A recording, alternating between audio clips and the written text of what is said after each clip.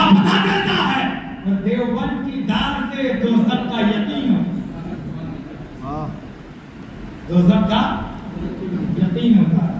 آپ غور کریں برادران ملت اسلامی، حضرت مصطفیٰ خان رضا بڑی بابرکت ذات مفتی اعظم ہند جسے کہا جاتا ہے. آپ بریلی سے چلے تو اس زمانے میں آپ ٹرین سے جا رہے تھے، پلیٹ فارم نمبر 1 پر آپ کھڑے.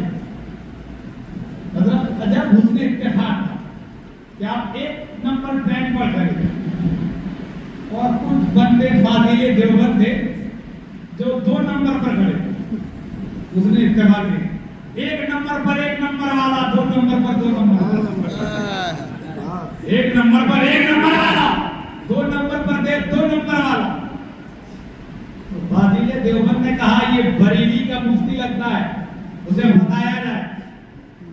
تو جو بخاری شریف کا درس دیتے اس نے کہا یہ بریلی میں پی کے آیا ہے، ودے گا نہیں بتا دے گا. یہ ودے گا نہیں بتا دے گا. بولے اگر ڈر لگتا ہے 1 2 مل کر نہیں 2 3 مل کر جاؤ اور ان سے سوال کرو.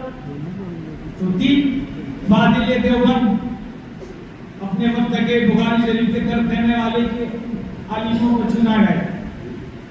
اپنے آپ کو بڑا شریف کہنے والے تھے. وہ آئے اور کہنے لگے اتنا بڑا شریف تھا کہ جس نے شادی کے بعد ماں کو تماچا مار کے گھر سے نکال دیا. دوسرا بندہ وہ تھا جو کھلے عام زنا کرتا.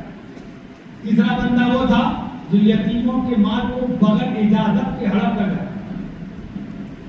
اور بڑے بڑے چہرے سے لے کے تو بہت بڑے صوفی آ گئے. آئے کام مفتی ہے. بولے آپ بریلی سے ہو؟ مفتی آپ کون ہو؟ مفتی مصطفیٰ خان رضا ہو. ارے سنیوں میں عادت ہوتی ہے کسی مفتی ہو تو مفتی اعظم، غوث ہو تو غوث اعظم، مرشد ہو تو مرشد اعظم، جسے چاہتے اعلیٰ بنا دیتے. چلو سوال کرو. ایک بندہ آیا اور کہنے لگا آپ مفتی ہو؟ تو مفتی اعظم نے کہا مفتی نہیں مفتی اعظم. بولے اچھا مفتی اعظم ہو؟ بولے آپ تجھ سے کچھ سوال کرنا تھا. بولے پوچھو کیا سوال؟ بولے سوال یہ کہ نبی کو علم غیب تھا؟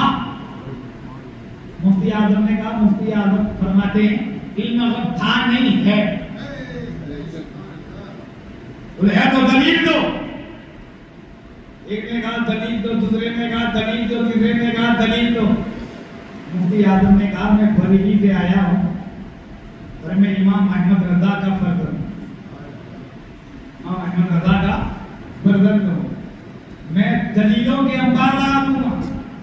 علم غیب مصطفیٰ پر میں دلیلوں کے انبار لگا دوں گا.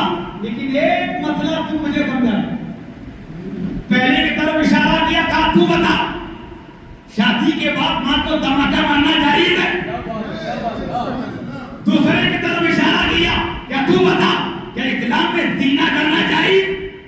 تیسری کی طرف اشارہ کیا تو بتا بغیر اجازت کے یتیموں کے مال کو ہڑپ کر جانا کیسا ہے؟ تینوں کے قدموں سے زمین کھسک گئی اور کہنے لگے اے بریلی کے مفتی ہمیں توبہ کرا تاکہ ایمان کر لے.